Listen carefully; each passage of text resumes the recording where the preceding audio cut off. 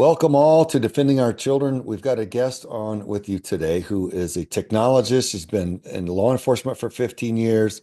He's served as a school resource officer. He's been involved in multiple sting operations against predators, and he is involved in youth protection. This is the kind of guy we celebrate here, folks. Somebody that cares about the little ones, gets involved, and personally puts in effort to make the children stronger, safer, more educated, and better prepared for this world. So, Dave, thank you for all that you've contributed, all that you've done in love for the children and contributed to our society in that capacity. So, please feel free to unpack a little bit more of your background, as much as you would have people know about your history, and then we can just crack open the conversation and talk about what you're doing. Excellent. So I'm Dave Gomez. I work in the Idaho area as a school resource officer. I learned very quickly that parents were really far behind on their education as far as social media and what kids are doing online.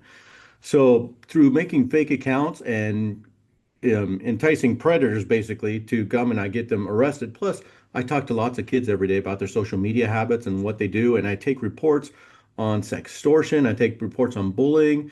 So I decided to start educating parents, which I have a huge social media presence, which becomes its own machine where I get parents from all over the world who contact me and say, "Have you seen this? Do you know about that?" And sometimes I do, and sometimes I don't. And I try and share that information with as many people as possible because in order to help the kids, I have to help the parents too, Yeah. right? And that's a big deal in empowering the parents to protect their own kids and empowering the parents to be protectors and champions of their own homes. Yeah. Oh, I like that. Well, it seems like an organic journey there where you're in there and you see a need and you start to fill it.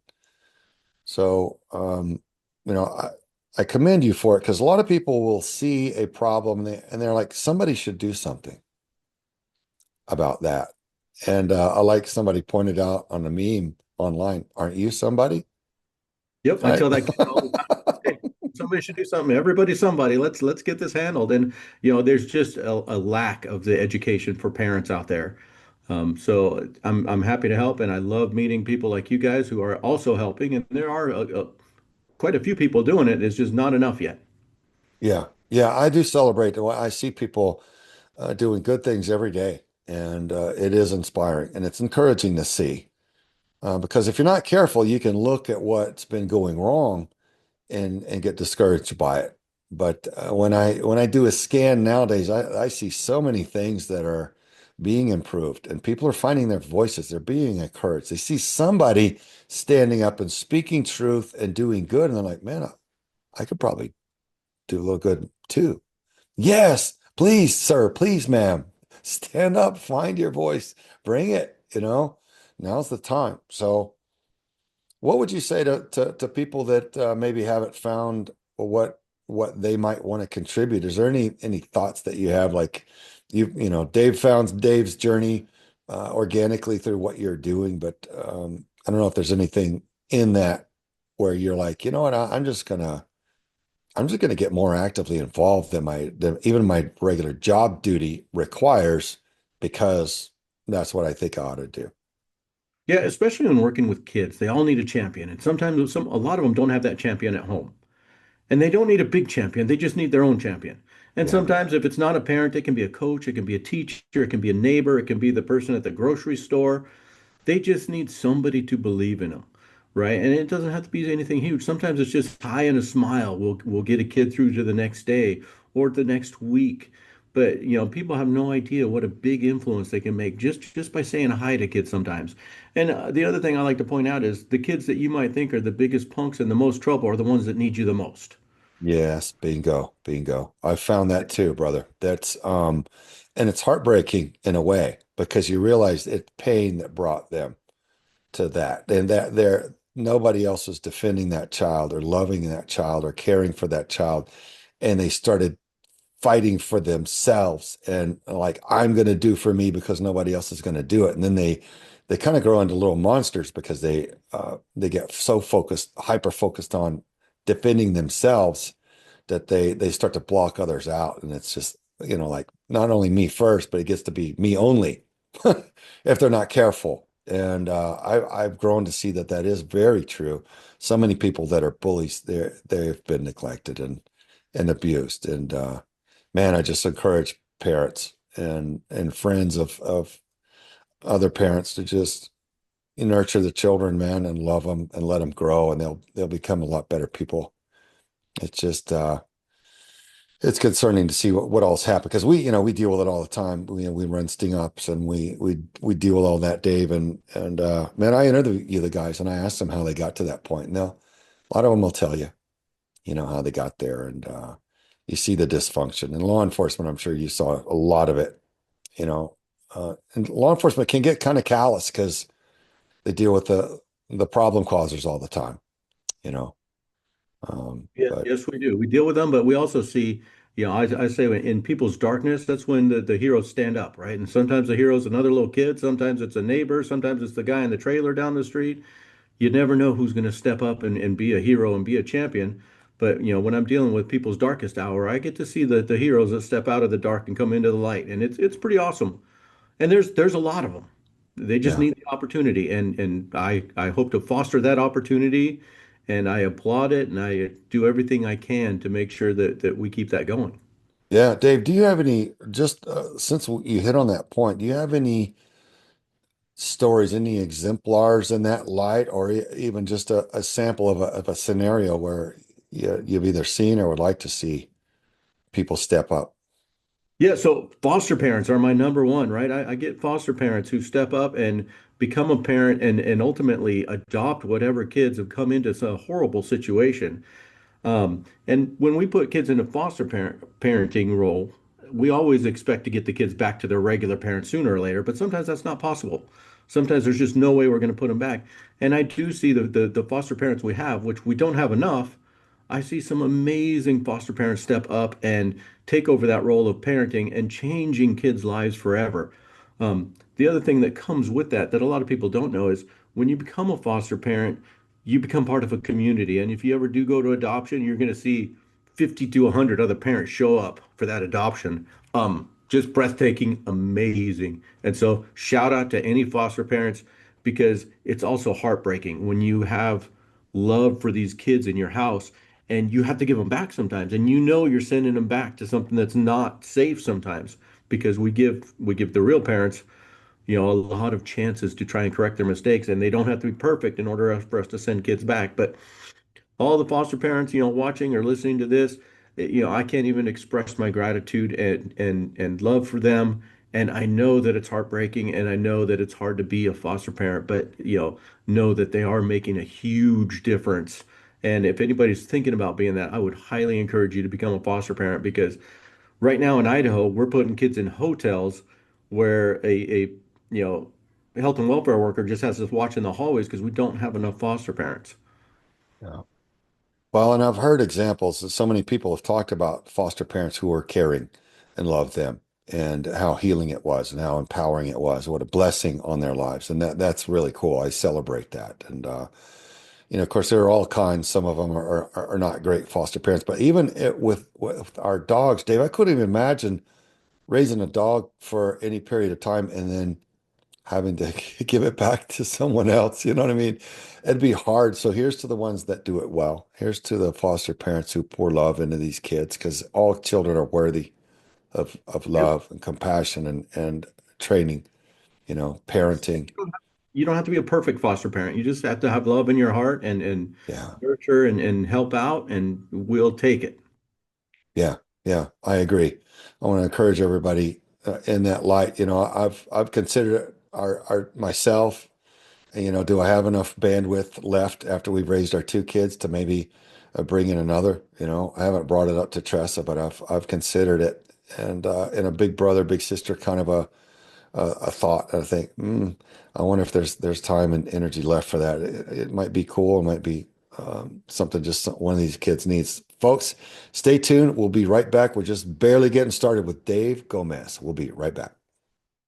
Hey, Tim James here. When I was 37 years old, I had some severe gastrointestinal issues. I was tired, fatigued, wasn't feeling good, skin issues. My health was a mess. Let's just put it that way. Now I'm turning 52 this year, and I have abundant energy. I'm able to trail run and kick the butts of my 22 and 24-year-old sons. Yep, that's right. And do push ups and all this other fun stuff. How did I do it? Well, one key ingredient, if you want to get healthy, if you want to get your energy back, you want to get your vitality back, is real nutrition.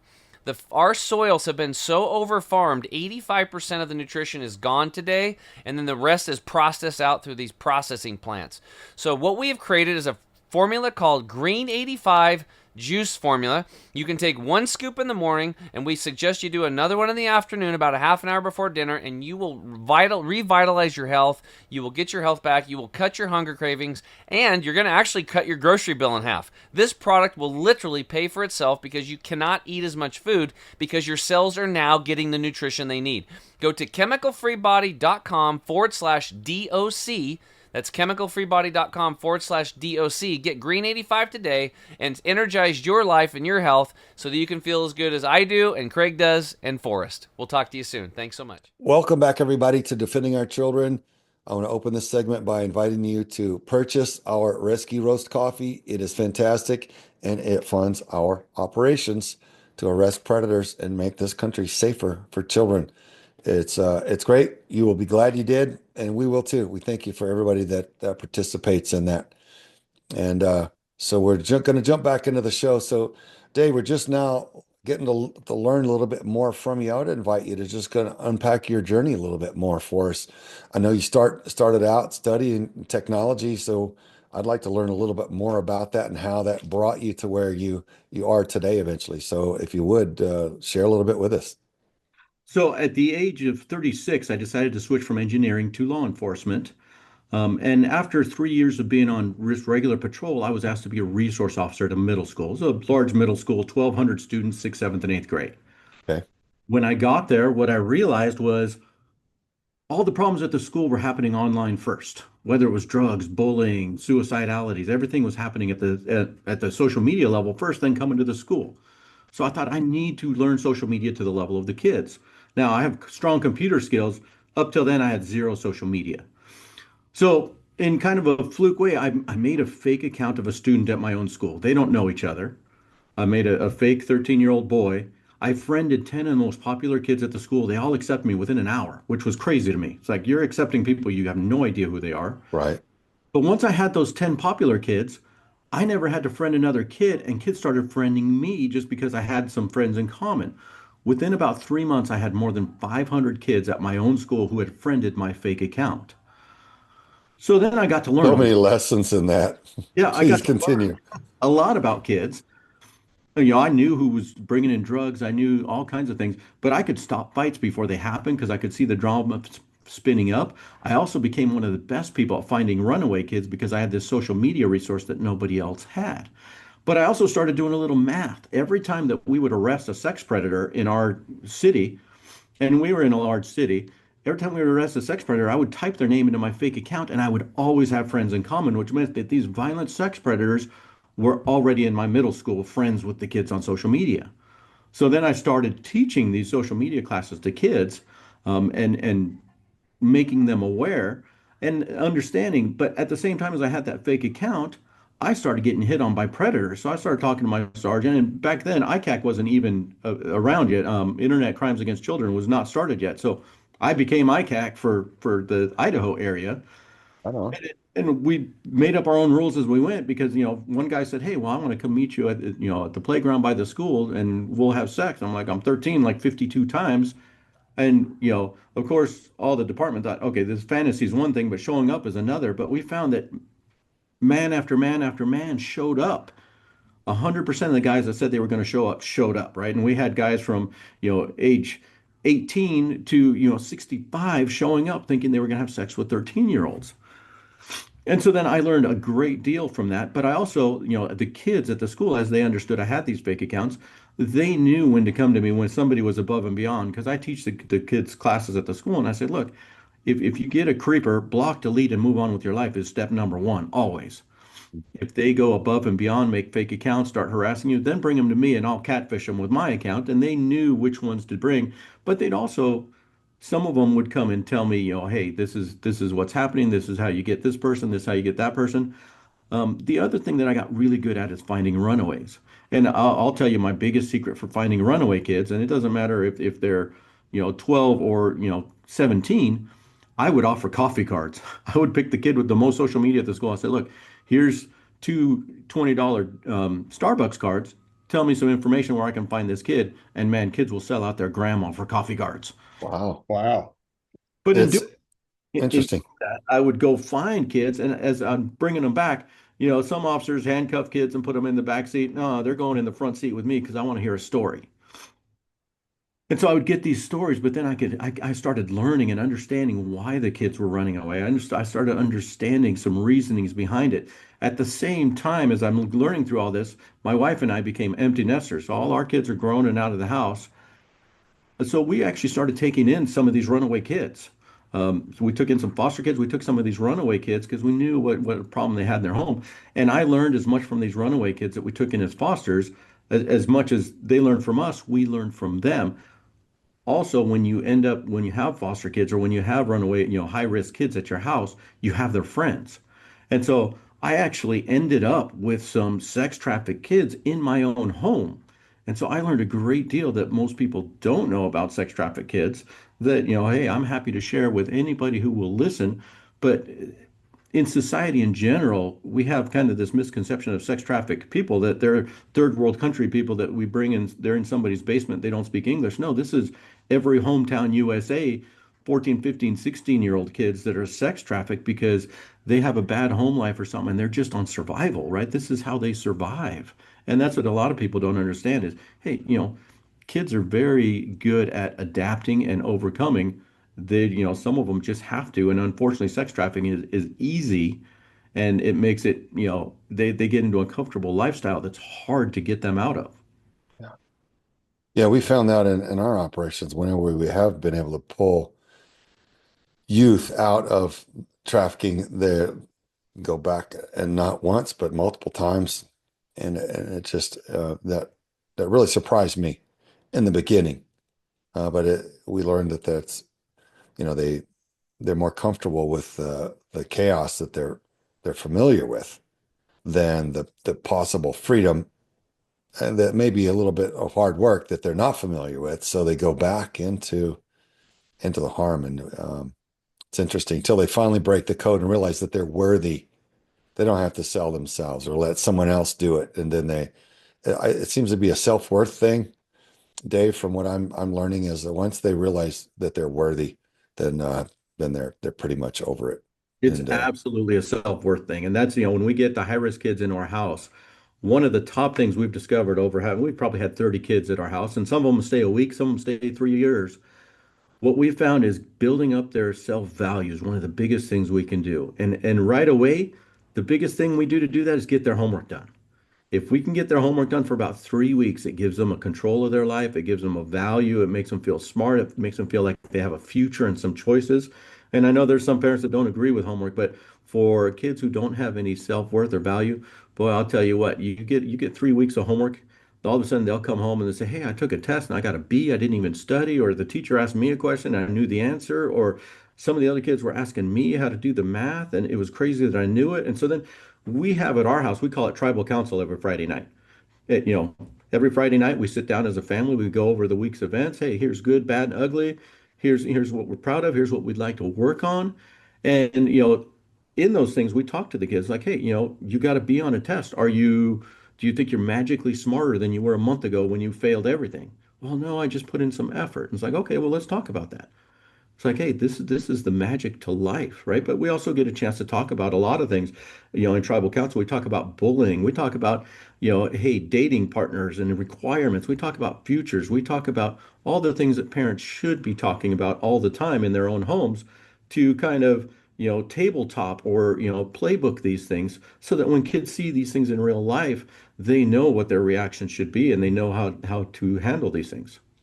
yeah, it sounds like a fantastic conversation and principle to have that, to crack open those conversations, man. A lot of wisdom shared. And it's interesting when your kids are part of the conversation and they've got their own contributions and their own questions. And and want to discuss things. It's those are the best times I find.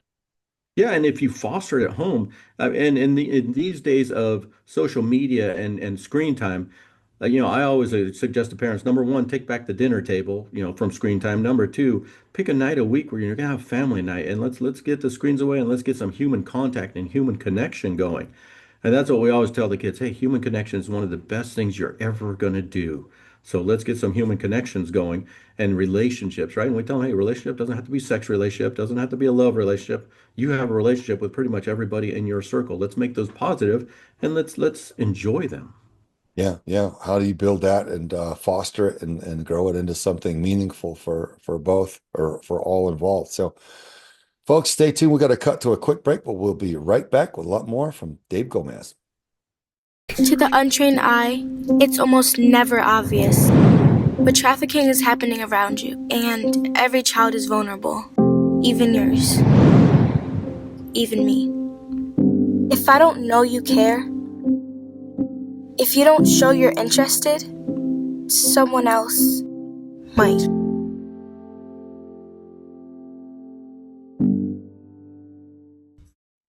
Welcome back, everybody, to Defending Our Children. We're on with Dave Gomez. Dave, you deal with a lot of children and a couple different capacities. You want to share with us a little bit about what you're seeing out there and how the children are vulnerable and how they get led astray? How do they find themselves into some of these dangerous and unfortunate situations?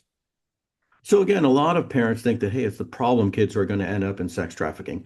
With social media these days, unfortunately, strangers have access to your kids almost 24/7.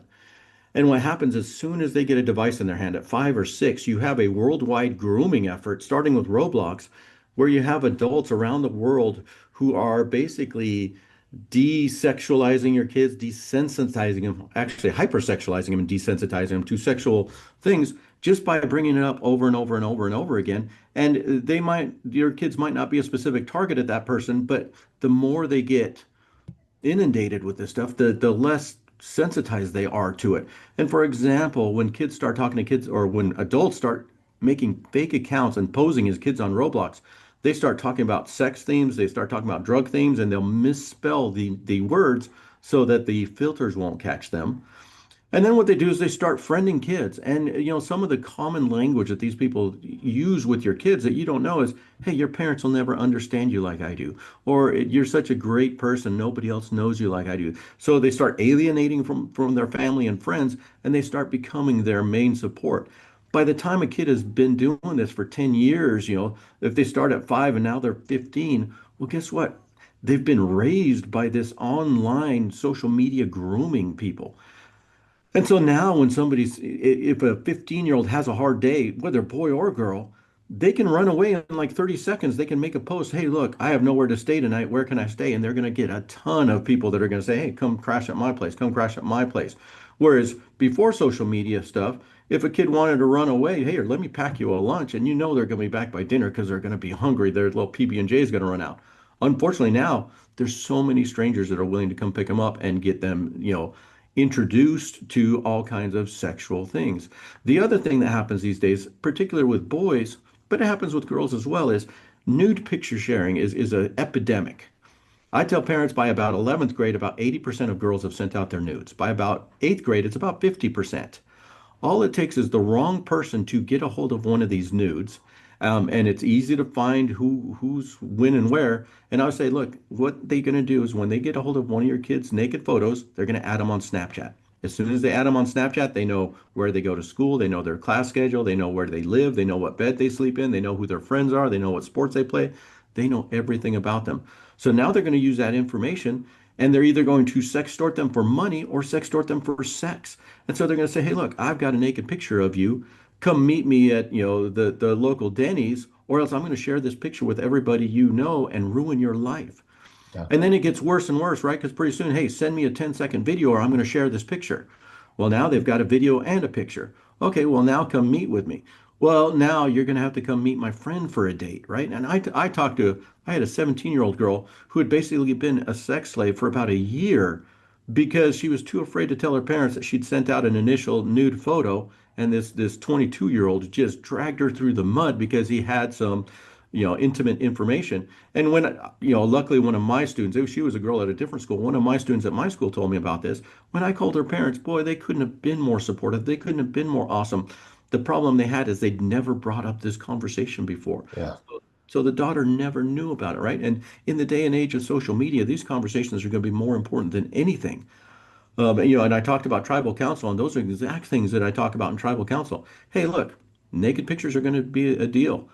I know you're going to feel, you're going to feel grown up and you're going to want to send it. And especially with boys, boys get targeted by adult men who will pose as young girls, and they'll Yeah. send a topless picture to a boy first. And once that happens, that boy's brain is gone. I don't care what you've said to him, right? Their That's true. Yeah. biology takes over. They're going to send a naked picture back. And so then what happens as soon as they send that naked picture back? These criminal organizations who are posing as young girls, they're going to sextort that boy and they're going to tell him, hey, look, I'm going to ruin your life. They send him a Snapchat video. It's usually about 15 seconds of their Instagram friends list.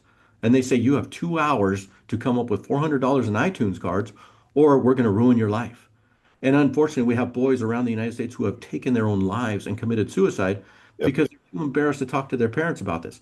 Now, if a parent has had the conversation at least, and it's the same thing as the alcohol conversation, right? Hey, son, daughter, I don't want you to be at an alcohol party where things are out of control, but if you do end up there, call me and we're going to come pick you up. There's going to be consequences, but we're going to love you through this and we're going to deal with it. I don't want you to die. I don't want your friends to die. If you ever, we'll come deal with it. Please let us use our wisdom and we'll figure it out. And we'll think you're far smarter than if you end up in a bad situation. Same thing has to happen with social media stuff. You get in a situation, your friend gets in a situation that you're not sure about. Let's talk it through. Let's figure this out. If you've made a mistake and sent out a naked picture, again, come to us. There's nothing we can't work through. Yes, there's going to be consequences because we love you and we want you to learn from this, but please come talk to us.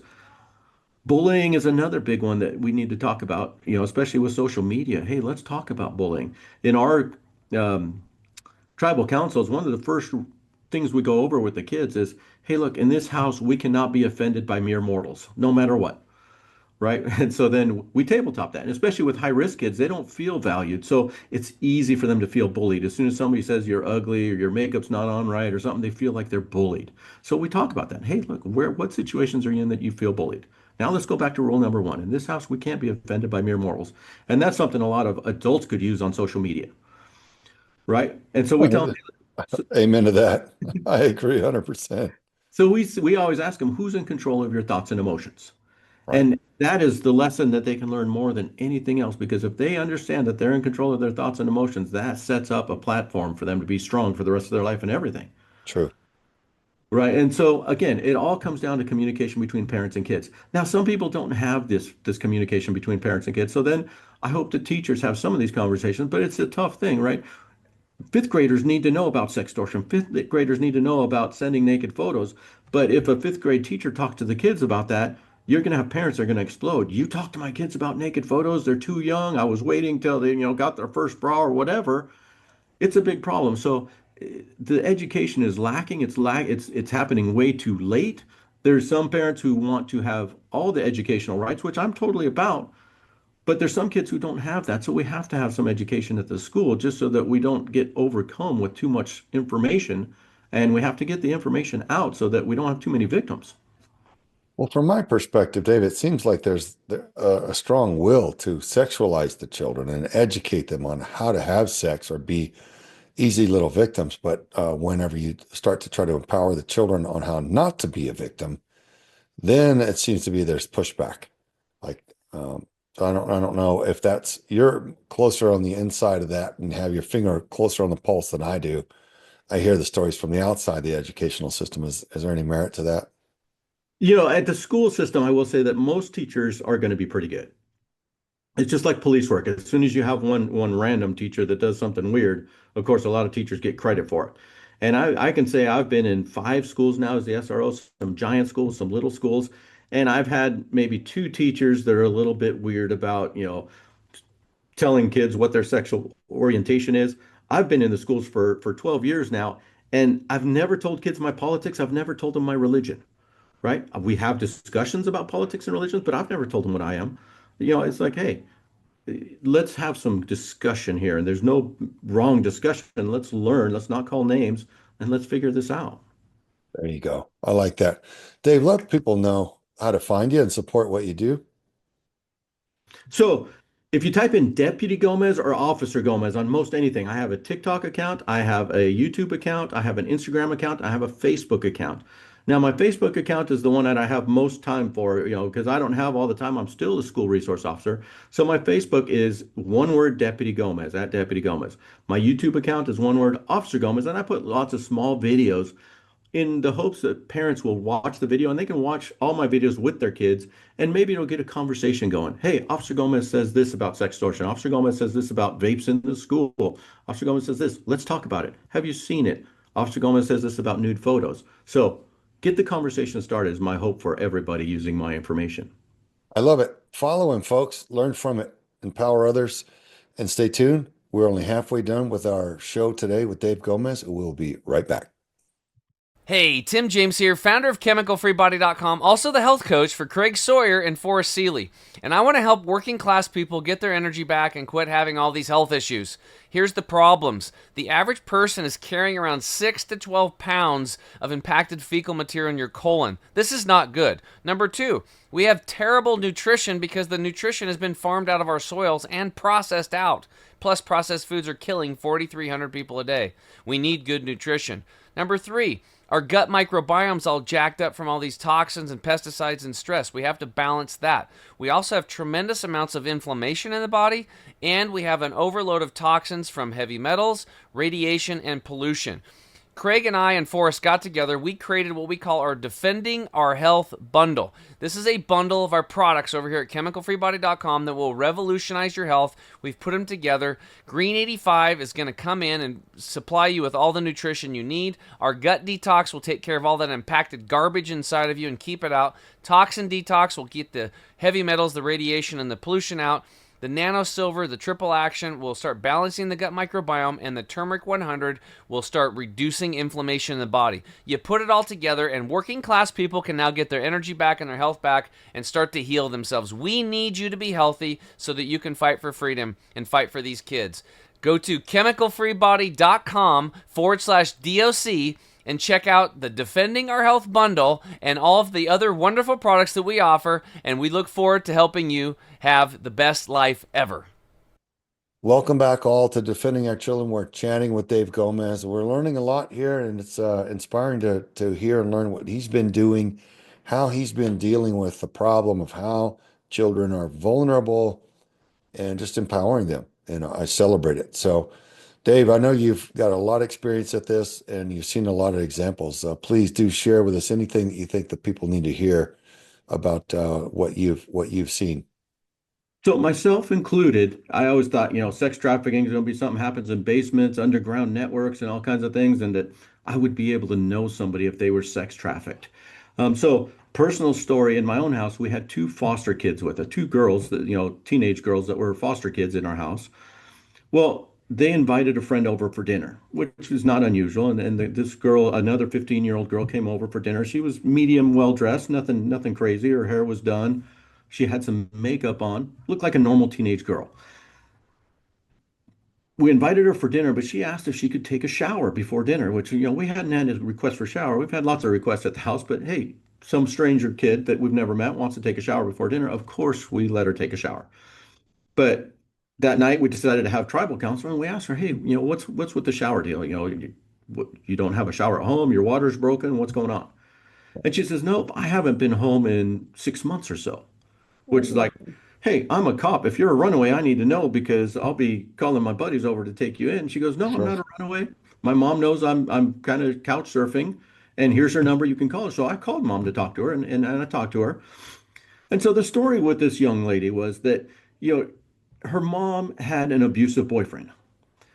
But in order for mom to leave the abusive boyfriend, she would have to get a job and support herself. And she didn't want that. So the boyfriend abuse was worth not having a job. And 10-year-old girl that was in our house couldn't do anything about it. But 13, 14-year-old girl would start defending mom when boyfriend got abusive. So then this girl and mom's abusive boyfriend would butt heads all the time. So when she would leave the house and go to a friend's house, mom was fine with it, and it started getting longer and longer and longer. And so I talked to mom. She wasn't a runaway. And so we had one room left in our house. And so we told this girl, hey, look, you have the option to live with us. We have an extra room and we're set up beautifully for this. We don't need any paperwork. Mom already gave me the okay. You're welcome to stay. But with that comes following a few small rules. And one of the rules is, school nights, you have to be in by, 8 o'clock. You can't go to parties. There's no drugs. In return for that, you're going to get clothing, you're going to get your own bathroom, you're going to get lots of love and support. You always have something to eat, you always have somebody to protect you. And so she stayed with us probably 4 or 5 days, and then a party came up. And she says, hey, I have to go to this party. And we're like, why do you have to go to this party? And because in her homelessness and her couch surfing, the people that supported her the most are these pothead druggy people. Right? Because nobody else is going to do that because they don't want to take in a trouble kid. Plus, they think she's a runaway and they might get in trouble for it. So the people that will support her are the drug community. Well, now they call her and say there's a party, and she kind of feels obligated to go. And we told her, well, we can't support that at our house. And she goes, I know. And she goes, you guys have been awesome. But she said, I'm going to leave and I'm going to take my stuff with her, which she had a backpack full of stuff, so it wasn't much. And so we had a good conversation with her before she left, and we were very blunt with her. And it's like, hey, look, are you having to have sex? She goes, I have to have sex some maybe once a week, once or twice a month in order to get my room and board with whoever I'm staying with. She goes, but that lasts 10, 15 minutes, and now I'm supported for the week. I don't have to follow the rules. I don't even have to go to school. I get clothing, I get drugs. I get everything I need, and there's no issue with it. And she goes, and I probably change houses once every 2 months. And it's like, oh, that's awful. It broke our hearts. But we realized that there's a lot of kids in this same situation that they don't have somewhere to go home to. And this is their survival. And they've gotten used to, hey, I can have sex for 15 minutes a week and have all my needs met. Right? That's an unfortunate situation. And we told this young lady, hey, look, you are welcome in our house anytime for as long as you want to abide by our rules. You know the rules. You're welcome here for a shower and food, or you need clothing. Our house is your house.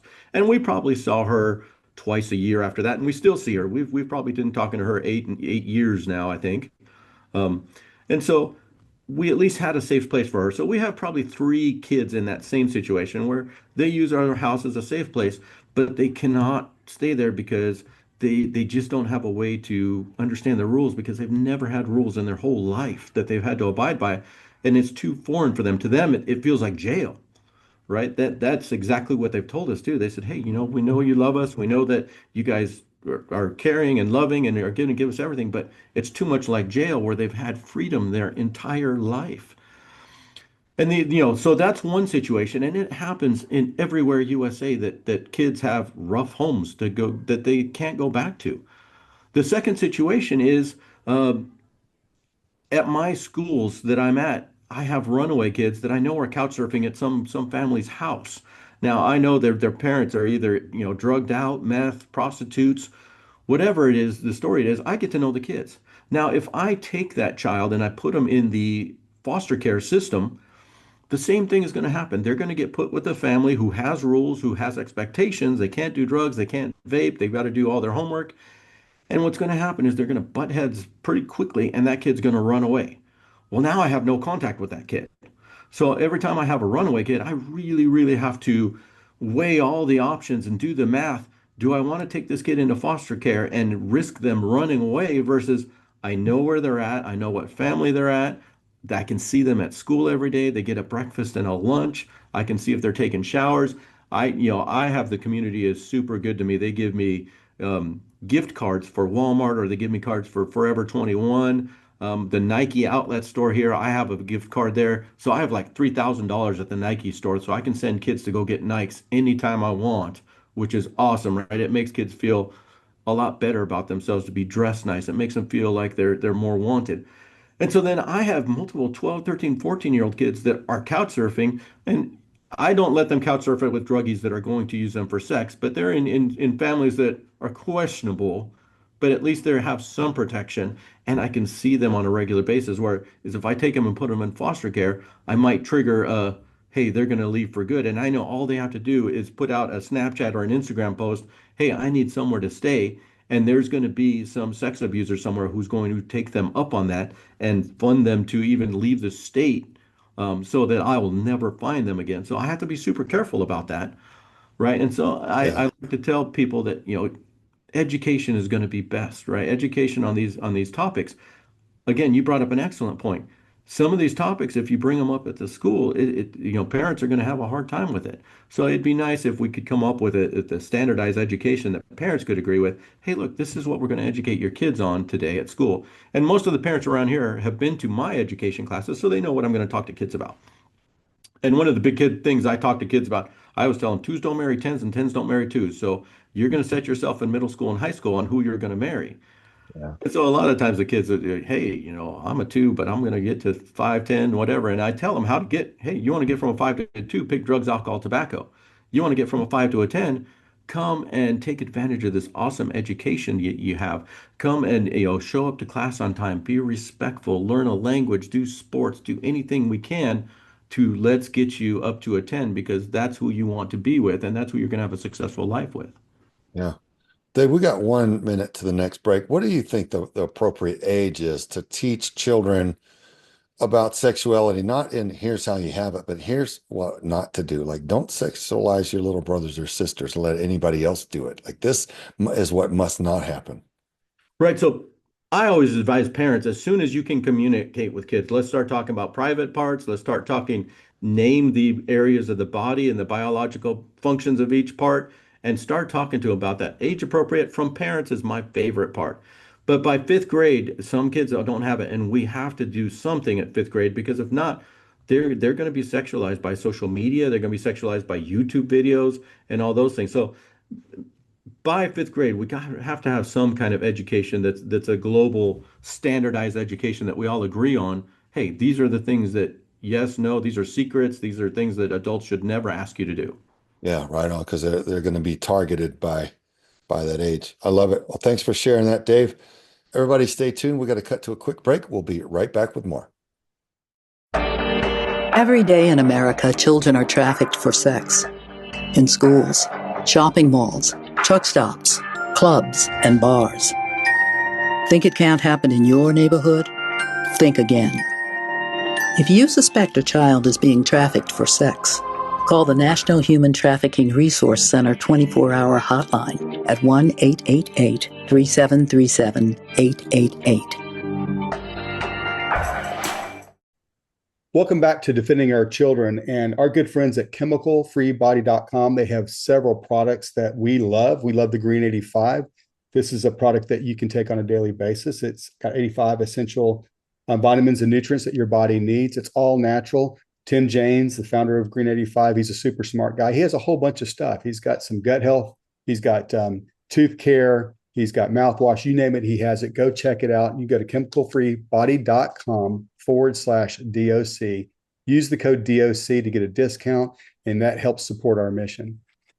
On the break, Dave, we were talking a little bit. You had mentioned that you had some of the, I guess this would be newer problems that we're seeing with the kids today that we didn't experience as kids, but more so at an early age. You've got vaping and you've got marijuana. So you want to share with us what it is that you'd like to talk about with regard to those topics? Absolutely. And then thanks for bringing that up. That's awesome. So vaping is going to be one of the biggest drugs that parents are going to have to battle. And until vapes came out, a lot of times it was the problem kids that were on marijuana or got into meth or got into prescription pills. But once vaping came along with its nice fruity tooty, fresh and fruity flavors, it is targeting everybody. I don't care what financial background you have, I don't care what religious background. The pull to go to vaping because it is so popular at the school is tough for everybody. And I've gotten 4.0 kids that are vaping. But what a few things that parents don't understand about vaping, and I call parents all the time, hey, I caught your kid vaping. And a lot of parents will say, well, it's better than cigarettes. Well, it might smell better than cigarettes, but it's not actually better than cigarettes. And what I'm finding at the school is the vapes that kids are having at school, have 50 milligrams of nicotine in them. That's the popular one that every kid wants to have. And that is the strongest amount of nicotine you can pretty much get on the open market is 50 milligrams. Now, for those of you that don't know, a regular cigarette that you smoke, there's 100 years worth of tobacco, those have about 4 milligrams of nicotine that get to your lungs. So now you have juveniles who are inhaling basically chemicals that have 10 times the amount of a cigarette that's going to their lungs. They get addicted so badly that they cannot make it through a 60-minute class without vaping.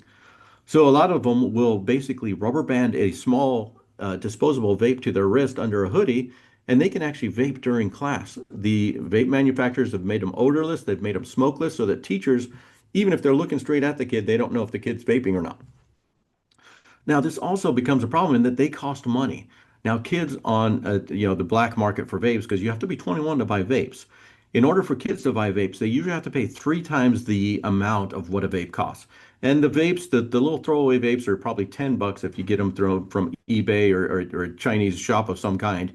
You get them $10. So they sell them to kids from $25 to $30. Well, this becomes expensive, especially if you go through a vape every 2 or 3 days, which the kids, once they start, they can't stop and they can't get enough.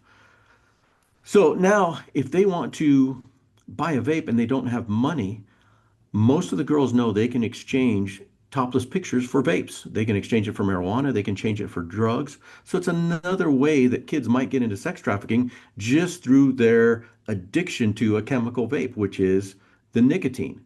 Now, what we're also seeing from these 50 milligram vapes is that they have such an impact on heart rate that we're having kids that if you don't sleep good enough, you don't have enough to eat, kids will actually go into seizures from smoking these 50 milligram vapes.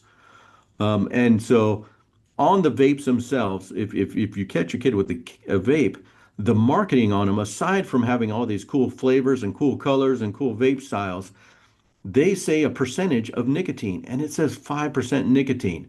Well, to a kid, a 5% nicotine vape, that seems like it's 95% nicotine free. It's almost nothing. That's almost a vape light. But 5% is actually 50 milligrams. That's the most vape you can get. If that said 7%, it would be a deadly dose of nicotine, right? The Oh, FDA has wow. decided that, 65 to 75 milligrams could be a deadly dose. In days gone by, they actually use nicotine as a pesticide to kill bugs, right? And now kids are smoking these like there's no tomorrow. When I was SRO at a large school, and I was a SRO of 2,300 students, just 4 grades, high school, I was confiscating 100 vapes a semester. The school next to me was doing the same. Now, at some of the current schools that I'm at that are a little smaller, the record holder for a vape is a fifth grader. I've given him 4 citations in 1 year. A fifth grader who has vapes, and he keeps on getting them from mom. He keeps on getting them from friends. Gets them whoever's has them lying around. So this is something that we have to talk to our kids about early is this vaping epidemic because once they're hooked, you can't just get them to stop. Again, every parent I call and I say your kid's vaping, most parents think their parental authority is going to get the kids to stop. It's not. They are hooked, hook, line, and sinker, and it's going to take patches, it's going to take medicine, it's going to take therapy, it's going to take getting rid of all your kids' current friends that are vaping with them and starting over with new friends. And a lot of parents don't understand with any addiction, there's the chemical addiction, plus there's the social addiction, right? Because once you start vaping, you start smoking marijuana, all your friends start changing. So now you're asking a kid to get rid of a very difficult chemical addiction, which is either THC or nicotine, but you're also asking them, hey, I need you to get rid of your friends and let's go back to some positive friends. Well, some of the things that help with this is getting professional help, right? Go to a counselor, go to a family counselor, go to inpatient therapy, whatever you need to do to get your kid off vaping. Get your kid off vaping because while a lot of parents don't think it's a big deal, it's a lifelong choice, right? This is one of those things. Twos don't marry tens and tens don't marry twos. A vape is going to make them, a two lots of cases where that's going to happen. It's a fight worth fighting, but it's going to be a tooth and claw. Your castle hasn't been just, you got a drip in your roof. Your castle wall has been breached by the time you catch your kid with a vape, and you should treat it as such because it will make such a difference to them. I always tell kids, hey, you want to affect your 40-year-old self the most, pick drugs, alcohol, tobacco.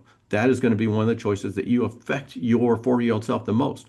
The second choice, the second biggest choice you're ever going to make is your education. Whatever you choose for education, your 40-year-old self is going to know it.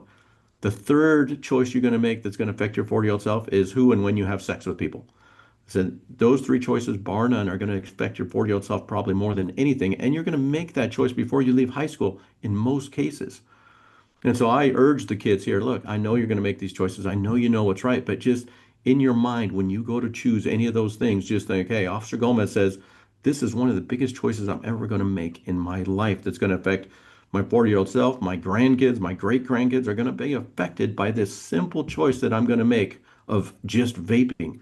Because vaping is a gateway drug no matter what. And if a lot of the dealers know this, so they are inundating the school with cheapy vapes because they know that it leads to THC vapes, it leads to meth use, it leads to prescription pills.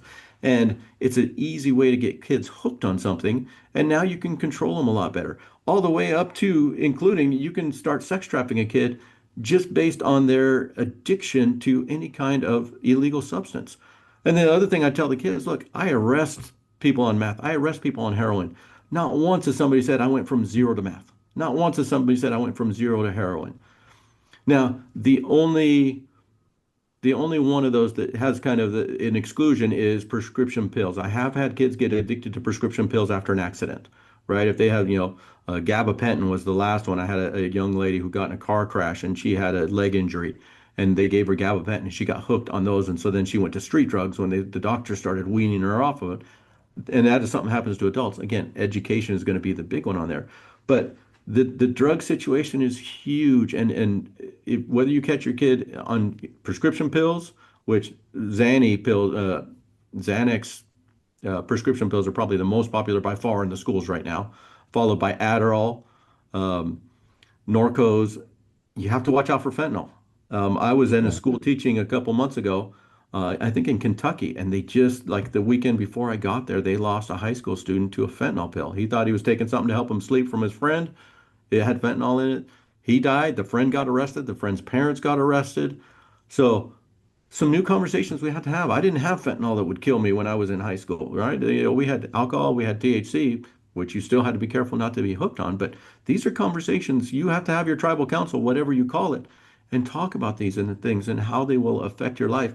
And if the school SRO or the school counselor calls and says, caught your kid with a vape, you need to sit down and declare war in your house. And it's a family problem. It's not a kid problem. This is a family problem. Yeah, it's like a rescue op at that point, and I think we need to perceive it as such. Thank you, Dave. Hey, folks, stay tuned. We've got one more commercial break to make, and then one final segment with Dave Gomez. Stay tuned. We'll be right back. Here to review this V4CR coffee from Veterans for Child Rescue, getting rid of child trafficking all around the world. Rescue Roast. This is being offered strictly to fund our operations. We found a great roaster, chosen our 3 favorite flavors. And our light, medium, and dark roast, we're offering it right now in pre-ground form. If you want to enjoy it in K-cups, we have stainless steel cups on our website, and they are reusable. Just take the coffee and pour it into the cup. Close it up, put it in the machine. Oh yeah. So go to our website right now, v4cr.org. Order as much as you want on our shop page. We're grateful for your continued support. We're excited about what this means as far as boosting the funding for our operations. Thank you so much for your continued support. God bless.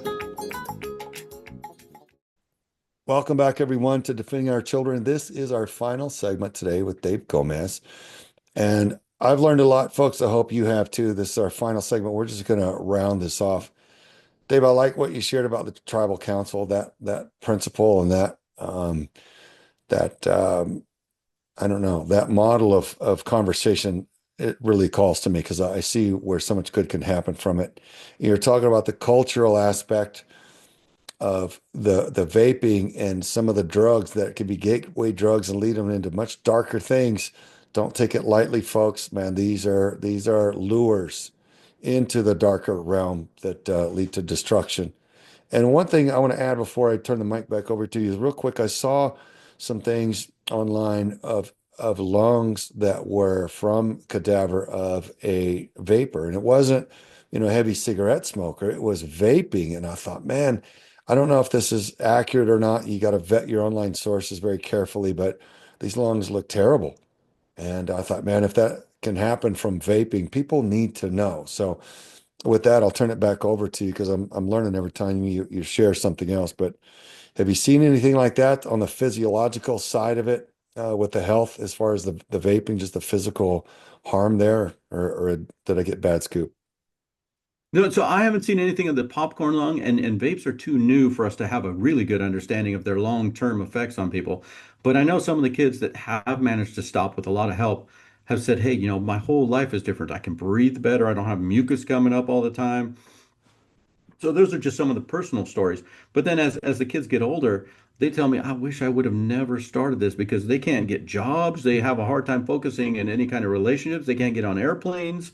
It affects your whole life if you're so much um, basically a slave to the vape. And I see adults that carry them around like binkies, and pretty much they're going to become truck drivers because that's where you can vape 24/7. But I also have recruiters that want to get kids, high school kids, for jobs, and they say, hey, we don't want anybody that vapes because they just cannot keep focused long enough to be any good to us. Yeah, I got to admit, I've seen adults who, were friends of mine that I love, and you're talking to them, and all of a sudden they're just sucking on something. I'm like, what is that? Like, what are you doing? What do you need that for? It's odd behavior to me. Yeah. And Um, Craig, I can tell you a little bit about this. I did some really heavy research, and back in 2020, there were some problems with people dying from vapes, and they were using vitamin E oil as their base. And what problem with that is it binds to your lungs differently. You think vitamin E oil is healthy, but it is not healthy to inhale. The other thing is that they typically have a fractionated coconut oil base or hemp seed oil base, and so that they're supposed to use a what do you call it, a food grade version of it, and because of the regulations, they're not being monitored. So some of these manufacturers are taking shortcuts and they're using horrible versions that have metallic particles in it and that sort of thing. so you're rolling the dice. You don't know what you're getting. Like so many other things in this day and age. Got to be careful. Got to be careful. Well, Dave, I appreciate you bringing up all these points, man. I know you got a lot more. Let's go a little bit deeper on anything that you have in this final segment you think people really need to know.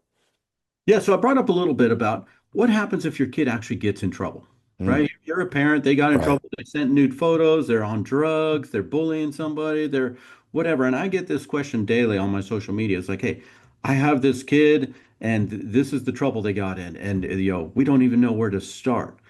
And so I always encourage parents to treat this as a family problem. And I know I said that earlier, but what does that mean, treat it as a family problem? Hey, your family has a weakness in it you have to fix. And so again, a tribal council is a good thing to let's sit down and talk, but more than that, a lot of parents need help sometimes. It's okay, right? You don't have the whole manual. You're not, especially if you figure out your 12-year-old sent out nude photos, there's no way that adults are ready to handle that or understand that at all. So I always recommend contacting a parent coach, contacting a youth services counselor at their local church, or even at the school. The schools have awesome counselors who have dealt with a lot of these things. So, hey, let's put together a plan. Let's sit down, whether you have a spouse in the picture or not. Sit down as a family, whoever your family includes, even if it's friends, if it's grandparents, sit down as a family and come up with a plan and get some outside professional help. Parent coaches are awesome because they can take a family dynamic and kind of come up with a plan. Hey, how are we going to fix this? And, to me, a lot of times the immediate thing is let's get the kid involved in some positive things with some positive adults, whatever that may be. Music lessons, karate, dirt biking, fishing, boating, hiking, horses, all the stuff that should be fun for families to do anyways. We've just gotten away from some of those things.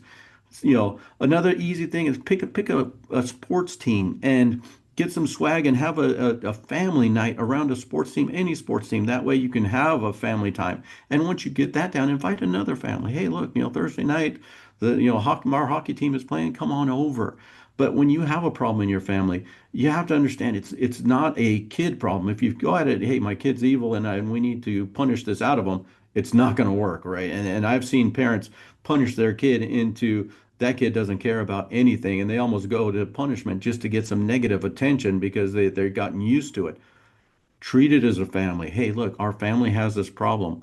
We have a vaping addiction. How are we going to do this?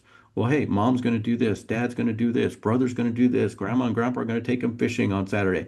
Well, we're going to check in every week. Let's see how we can do this. We're going to go to, there's lots of free resources to get help for whatever problem you have. There's lots of free resources. Just type it in, right? Vaping in my state. Type in, the Heart and Lung Association. Type in, sex trafficking in your state. There's all kinds of groups, including your guys' group, that can help with any number of things that parents come up with. And you're going to have a hard time as a parent finding something that other people haven't dealt with already. So use the resources that are at your fingertips every day. Do a little Google search. Hey, how can I help my kid that is addicted to pornography? That's another one we didn't get to talking about.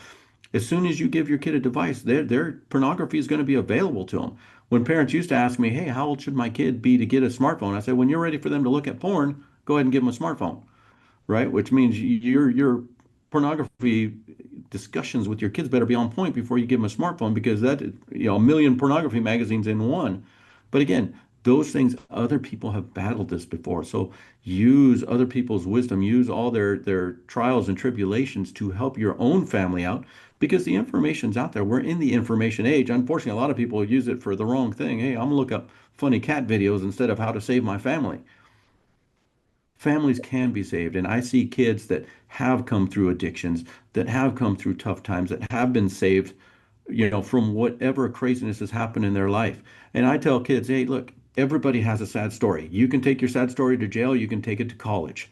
You did to decide on that. Again, who's in control of your thoughts and emotions? But I urge families to discuss this as a family. If you have some kind of problem, treat it as a family problem. Come through as a family. One of the most powerful things I ever get a family that tells me is, hey, in this family, we don't do this. In this family, we don't do that, because that sets an expectation. It sets a family value. It sets, all kinds of things in motion that are awesome. Yeah.